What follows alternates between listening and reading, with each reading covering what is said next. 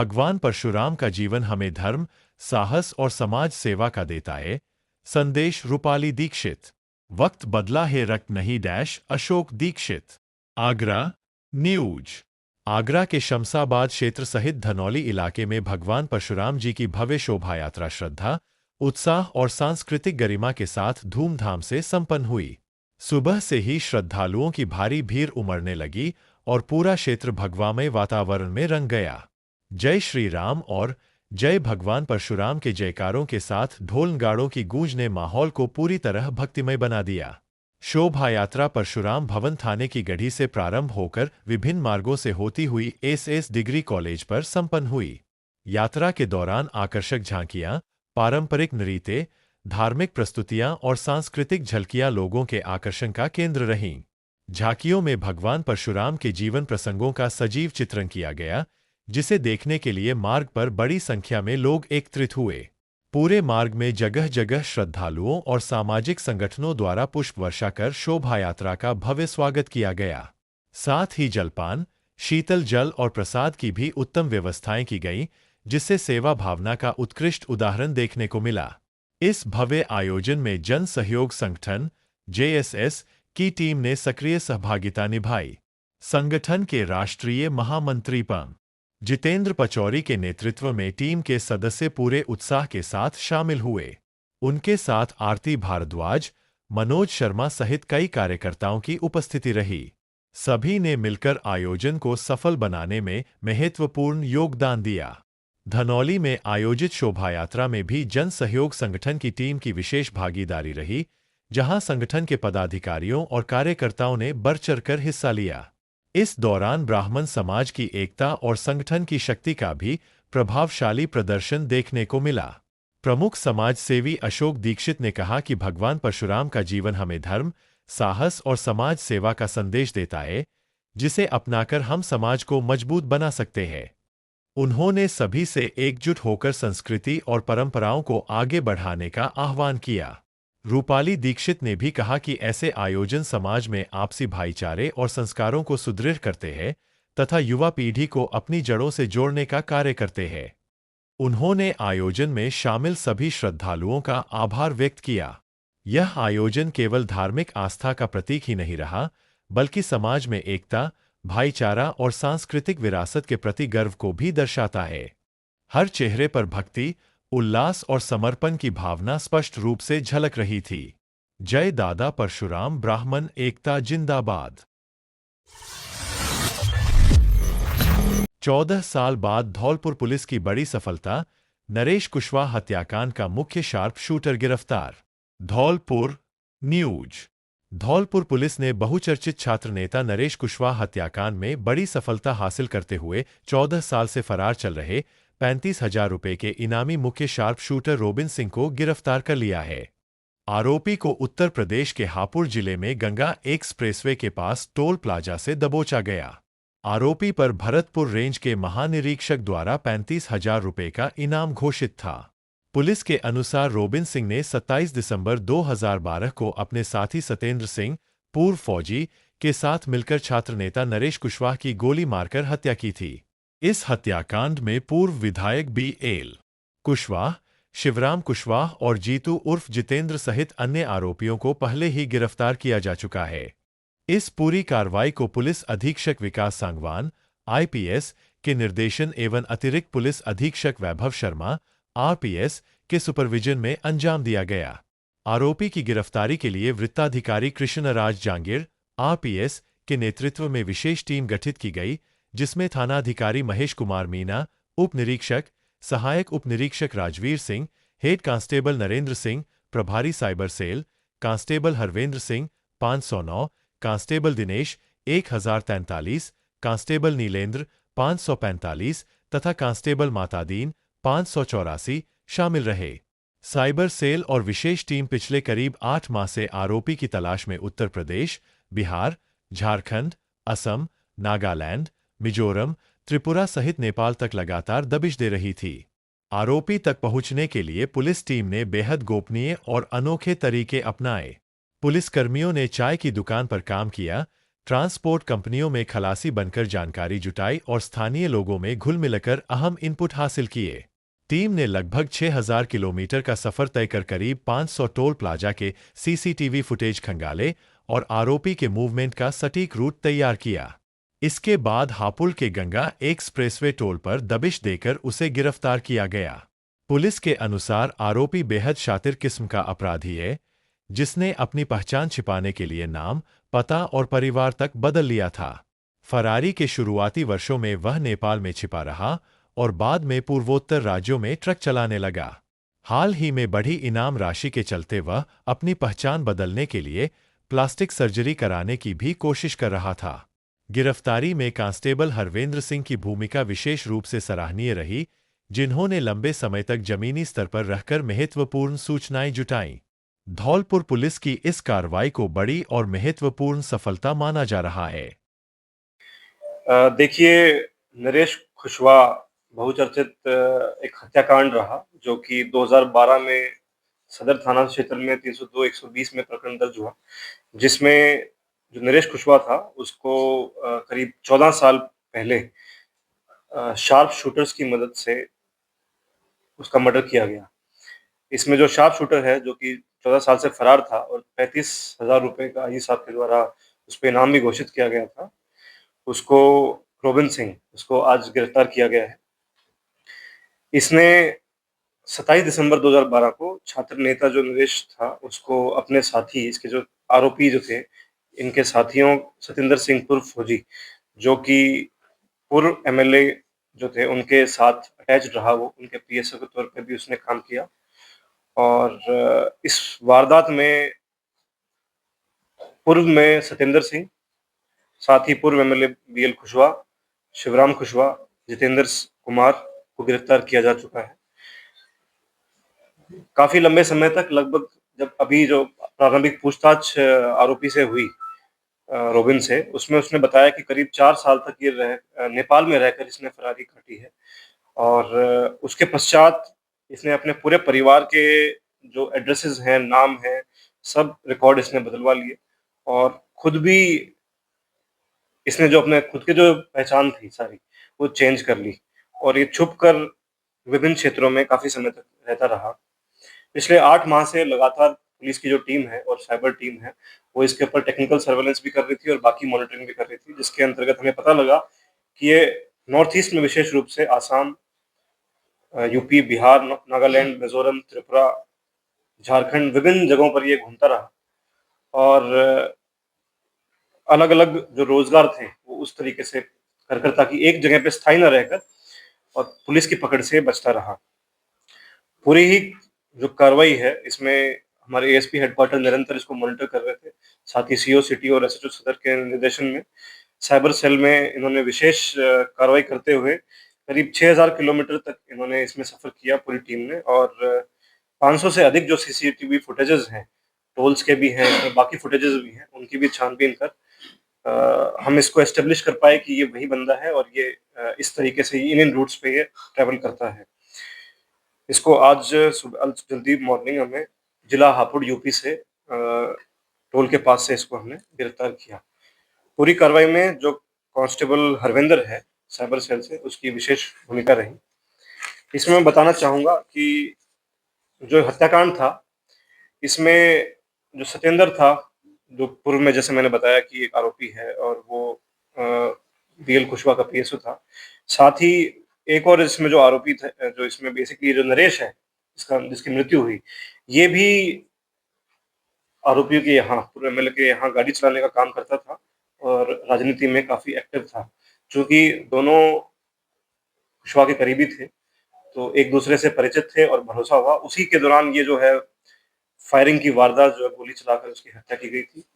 काफी समय से बाकी जो 3 आरोपी थे पूर्व में, जैसा आपको विदित है कि वो गिरफ्तार हो चुके थे। रोबिन सिंह काफी समय से फरार था और पुलिस टीम को आज 14 वर्ष बाद जो है एक महत्वपूर्ण सफलता प्राप्त हुई है। सर, असला में कोई बरामद अभी, चूंकि जैसे मैंने बताया ये सफर कर रहा था, उस समय नहीं था ऐसा कुछ, लेकिन इसे पूछताछ में और हम इस पे पीसी लेंगे, इसके जो ठिकाने हैं उन पर और टीम्स भेजकर चेक कराएंगे और जो भी बरामदगी और होगी उसे लिया जाएगा। बांसरई के वुशु फाइटर राष्ट्रीय प्रतियोगिता में दिखाएंगे दम, कश्मीर के लिए हुए रवाना। नादनपुर बसेड़ी न्यूज। धौलपुर जिले के डांग क्षेत्र स्थित गांव बांसरई के वुशु खिलाड़ी राष्ट्रीय स्तर पर अपनी प्रतिभा का प्रदर्शन करने के लिए कश्मीर रवाना हो गए हैं। ये खिलाड़ी 4 से 9 मई 2026 तक कश्मीर विश्वविद्यालय श्रीनगर में आयोजित अखिल भारतीय अंतर विश्वविद्यालय पुरुष एवं महिला वुशु प्रतियोगिता में हिस्सा लेंगे। राष्ट्रीय वुशु निर्णायक एवं कोच सुरेश कुमार वर्मा ने बताया कि प्रतियोगिता में बांसरई गांव के 4 खिलाड़ी राजकुमार, खुशबू, मधु और खुशबू महाराजा सूरजमल ब्रिज विश्वविद्यालय का प्रतिनिधित्व करेंगे। इन खिलाड़ियों का राष्ट्रीय प्रतियोगिता के लिए चयन होना जिले के लिए गर्व की बात है। खिलाड़ियों के चयन पर राजस्थान वुशु संघ के अध्यक्ष हीरानंद कटारिया, महासचिव ममता वर्मा, भारतीय वुशु कोच राजेश कुमार टेलर, राजकीय महाविद्यालय बसेड़ी के प्राचार्य अमजद फातमी, खेल प्रभारी प्रदीप कुमार शर्मा, नायब तहसीलदार नादनपुर विनीत परमार, कोच सुरेश कुमार वर्मा, योगाचार्य दिनेश दीक्षित, वन विभाग के Pawan Sharma, Indian gas agency Nadanpur के Deepak Parmar, tiger martial art संस्थान के विक्रांत मुदगल, देवी सिंह, ऋतुराज शर्मा सहित ग्रामवासियों, पूर्व सरपंच गजानन शर्मा, ब्रिजेश शर्मा, रामविलास, चंद्रपाल, एमपाला, दिनेश, आशा, राष्ट्रीय पैरा पदक विजेता प्रवीण शर्मा व राष्ट्रीय वुशु खिलाड़ी मर्जीना सहित कई लोगों ने हर्ष व्यक्त करते हुए खिलाड़ियों को शुभकामनाएं दी। ग्रामीणों ने उम्मीद जताई है कि ये खिलाड़ी प्रतियोगिता में उत्कृष्ट प्रदर्शन कर जिले व राज्य का नाम रोशन करेंगे। बाड़ी उपखंड कार्यालय में कल जनसुनवाई, विवादित बिल व लंबित वीसीआर का होगा निस्तारण। बाड़ी न्यूज। उपखंड कार्यालय बाड़ी में गुरुवार को अधीक्षण अभियंता विवेक शर्मा की अध्यक्षता में जनसुनवाई का आयोजन किया जाएगा। इस दौरान उपभोक्ताओं की समस्याओं को सुनते हुए विशेष रूप से विवादित बिजली बिलों और लंबित वीसीआर, विजिलेंस चेक रिपोर्ट प्रकरणों का मौके पर ही निस्तारण किया जाएगा।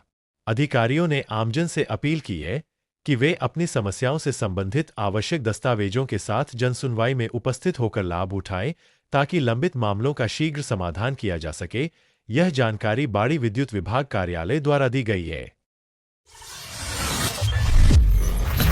धौलपुर के खिलाड़ियों का शानदार प्रदर्शन, किक बॉक्सिंग स्टेट चैंपियनशिप में जीते 8 पदक। धौलपुर न्यूज।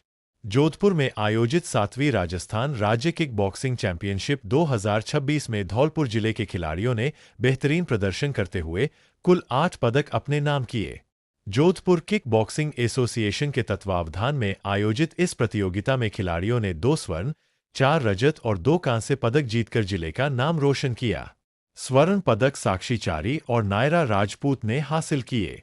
वहीं मोहित कुमार गोयल, आयुष चौधरी, निपुण सिंह और गौतम गुर्जर ने रजत पदक जीते।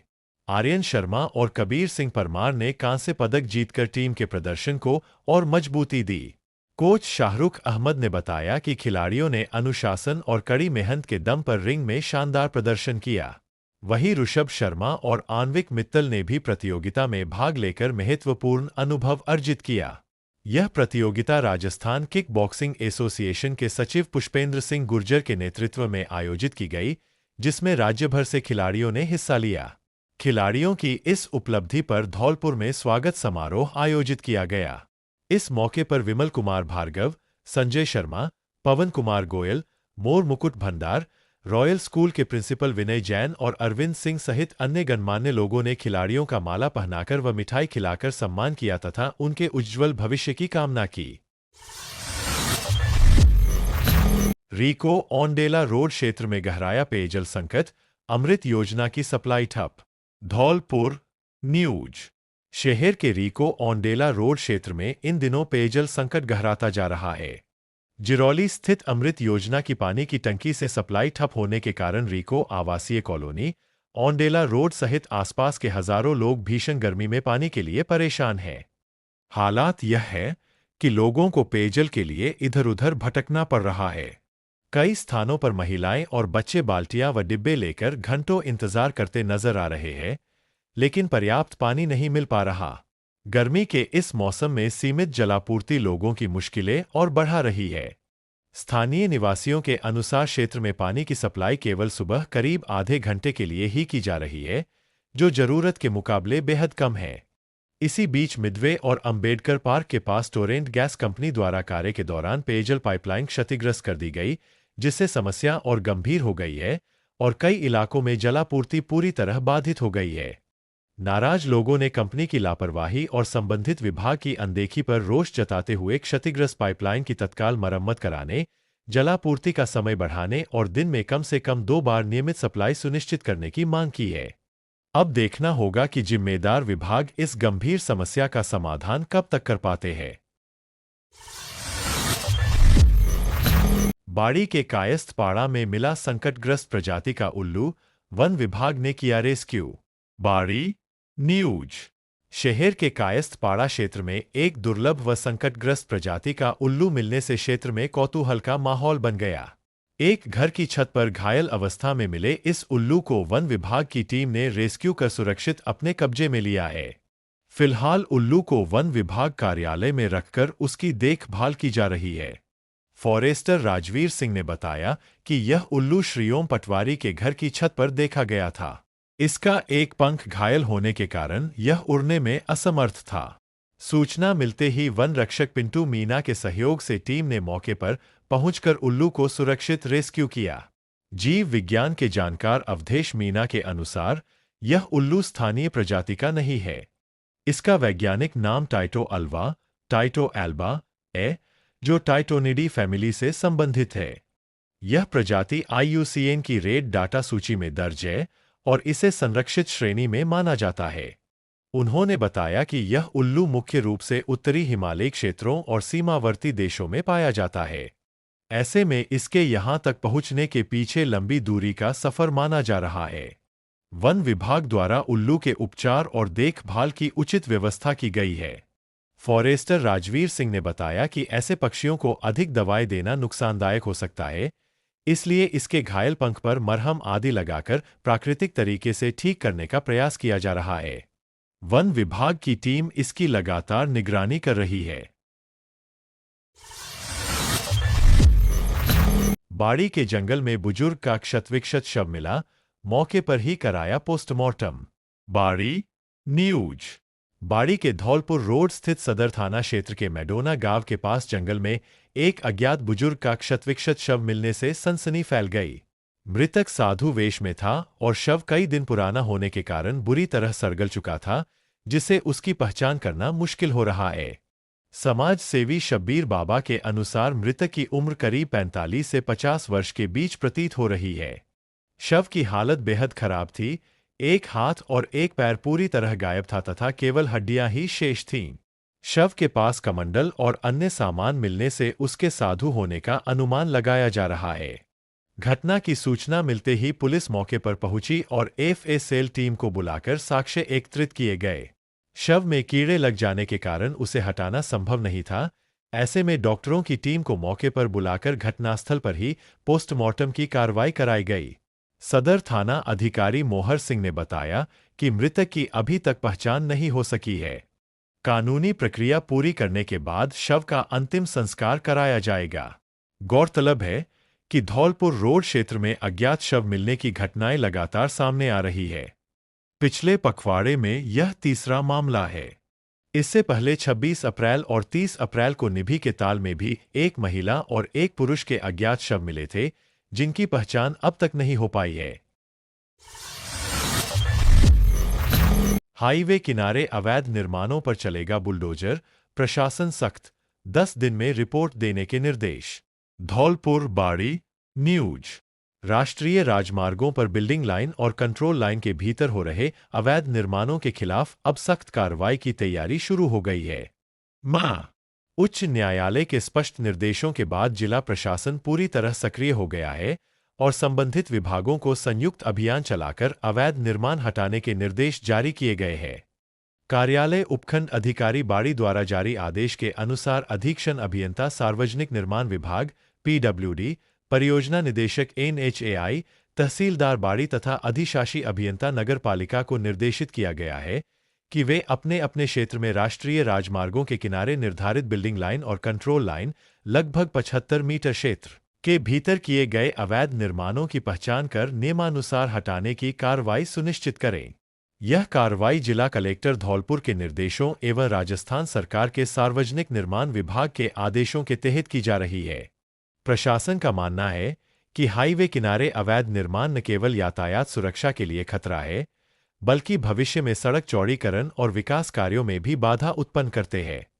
आदेश में यह भी स्पष्ट किया गया है कि संबंधित विभाग आपसी समन्वय स्थापित कर संयुक्त रूप से कार्रवाई करें और की गई कार्यवाही की विस्तृत रिपोर्ट 10 दिनों के भीतर उपखंड कार्यालय को प्रस्तुत करें ताकि जिला कलेक्टर को अवगत कराया जा सके। वहीं तहसील स्तर पर भी अधिकारियों को निर्देश दिए गए हैं कि वे अन्य विभागों के साथ समन्वय बनाकर अभियान को प्रभावी ढंग से लागू करें। जिला कलेक्टर कार्यालय द्वारा सभी उपखंड अधिकारियों, नगर परिषद एवं नगर पालिकाओं को भी निर्देशित किया गया है कि वे अपने अपने क्षेत्रों में इस आदेश की पालना सुनिश्चित करें। आदेश जारी होने के बाद हाईवे किनारे अवैध निर्माण करने वालों में हड़कंप मच गया है। प्रशासन के इस सख्त रुख को देखते हुए आने वाले दिनों में जिले भर में व्यापक स्तर पर अतिक्रमण हटाओ अभियान चलने की संभावना है। अब नजर इस बात पर रहेगी कि जमीनी स्तर पर कार्रवाई कितनी तेज और प्रभावी तरीके से अमल में लाई जाती है। योजनाओं का धरातल पर दिखे असर, संभागीय आयुक्त के निर्देश, जिला स्तरीय समीक्षा बैठक आयोजित। धौलपुर न्यूज। कलेक्ट्रेट सभागार में संभागीय आयुक्त श्रीमती नलिनी कठौतिया की अध्यक्षता में जिला स्तरीय समीक्षा बैठक आयोजित हुई, जिसमें उन्होंने अधिकारियों को निर्देश दिए कि राज्य सरकार की योजनाओं और बजट घोषणाओं का प्रभाव धरातल पर दिखाई देना चाहिए। उन्होंने सभी विभागों को आपसी समन्वय के साथ समयबद्ध और गुणवत्तापूर्ण कार्य करते हुए 100% लक्ष्य हासिल करने के निर्देश दिए। बैठक में वर्ष 2024 से 25 एवं 2025 से 26 की बजट घोषणाओं, फ्लैगशिप योजनाओं और विकास कार्यों की समीक्षा की गई। जन स्वास्थ्य अभियांत्रिकी विभाग को गर्मी के मद्देनजर पेयजल आपूर्ति सुनिश्चित करने, खराब हैंडपंपों की मरम्मत, टैंकर सप्लाई की जीपीएस मॉनिटरिंग तथा सार्वजनिक स्थानों पर हैंडपंप लगाने के निर्देश दिए गए। वहीं जेवीवीएनएल को पीएम सूर्यघर योजना के आवेदनों का शीघ्र निस्तारण, झूलते तारों को दुरुस्त करने और बिजली चोरी पर सख्त कार्रवाई के निर्देश दिए गए। स्वास्थ्य विभाग को लू से बचाव के लिए अस्पतालों में आवश्यक व्यवस्थाएं, पेयजल, छाया और साफ सफाई सुनिश्चित करने को कहा गया। संभागीय आयुक्त ने कहा कि जन कल्याणकारी योजनाओं का लाभ अंतिम व्यक्ति तक पारदर्शिता के साथ पहुंचे। जिला कलेक्टर श्रीनिधि बीटी ने आश्वस्त किया कि सभी विभाग निर्देशों की पूर्ण पालना करेंगे। बैठक में एसपी विकास सांगवान सहित सभी विभागीय अधिकारी मौजूद रहे। 15 दिन में बाड़ी पुलिस की सफलता, गुमशुदा महिला जोधपुर से दस्तयाब, परिजनों को सौंपा। बाड़ी न्यूज। जिला पुलिस अधीक्षक विकास सांगवान के निर्देशन में बाड़ी थाना पुलिस ने महज 15 दिन के भीतर गुमशुदा महिला को जोधपुर से दस्तयाब कर बड़ी सफलता हासिल की है। महिला 19 अप्रैल 2026 को बाड़ी बस स्टैंड से अचानक लापता हो गई थी, जो पुलिस के लिए चुनौतीपूर्ण मामला बन गया था। मामले में थानाधिकारी देवेंद्र कुमार शर्मा के नेतृत्व में विशेष टीम का गठन किया गया। अतिरिक्त पुलिस अधीक्षक कमल किशोर जांगिर और वृत्ताधिकारी महेंद्र कुमार के सुपरविजन में टीम ने तकनीकी साक्ष्यों और मानवीय इनपुट के आधार पर लगातार प्रयास किए। जानकारी के अनुसार महिला ग्वालियर से सरमथुरा अपने परिजनों के साथ आ रही थी। बाड़ी बस स्टैंड पर बस रुकने के दौरान वह शौचालय जाने के बहाने उतरी और फिर लापता हो गई। इस संबंध में 21 अप्रैल को परिजनों ने थाना बाड़ी में गुमशुदगी रिपोर्ट दर्ज कराई। पुलिस टीम ने लगातार जांच करते हुए 5 मई 2026 को महिला को जोधपुर से सुरक्षित बरामद कर लिया और परिजनों को सौंप दिया, जिससे एमपीआर का सफल निस्तारण किया गया। इस कार्रवाई में थानाधिकारी देवेंद्र कुमार शर्मा, हेड कांस्टेबल आम प्रकाश, कांस्टेबल आशाराम और महिला आरटी प्राची की अहम भूमिका रही। विशेष रूप से महिला आरटी प्राची के प्रयासों की सराहना की जा रही है। 15 दिन में बाड़ी पुलिस की सफलता, गुमशुदा महिला जोधपुर से दस्तयाब, परिजनों को सौंपा। बाड़ी न्यूज। जिला पुलिस अधीक्षक विकास सांगवान के निर्देशन में बाड़ी थाना पुलिस ने महज 15 दिन के भीतर गुमशुदा महिला को जोधपुर से दस्तयाब कर बड़ी सफलता हासिल की है। महिला 19 अप्रैल 2026 को बाड़ी बस स्टैंड से अचानक लापता हो गई थी, जो पुलिस के लिए चुनौतीपूर्ण मामला बन गया था। मामले में थानाधिकारी देवेंद्र कुमार शर्मा के नेतृत्व में विशेष टीम का गठन किया गया। अतिरिक्त पुलिस अधीक्षक कमल किशोर जांगिर और वृत्ताधिकारी महेंद्र कुमार के सुपरविजन में टीम ने तकनीकी साक्ष्यों और मानवीय इनपुट के आधार पर लगातार प्रयास किए। जानकारी के अनुसार महिला ग्वालियर से सरमथुरा अपने परिजनों के साथ आ रही थी। बाड़ी बस स्टैंड पर बस रुकने के दौरान वह शौचालय जाने के बहाने उतरी और फिर लापता हो गई। इस संबंध में 21 अप्रैल को परिजनों ने थाना बाड़ी में गुमशुदगी रिपोर्ट दर्ज कराई। पुलिस टीम ने लगातार जांच करते हुए 5 मई 2026 को महिला को जोधपुर से सुरक्षित बरामद कर लिया और परिजनों को सौंप दिया, जिससे एमपीआर का सफल निस्तारण किया गया। इस कार्रवाई में थानाधिकारी देवेंद्र कुमार शर्मा, हेड कांस्टेबल आम प्रकाश, कांस्टेबल आशाराम और महिला आरटी प्राची की अहम भूमिका रही। विशेष रूप से महिला आरटी प्राची के प्रयासों की सराहना की जा रही है।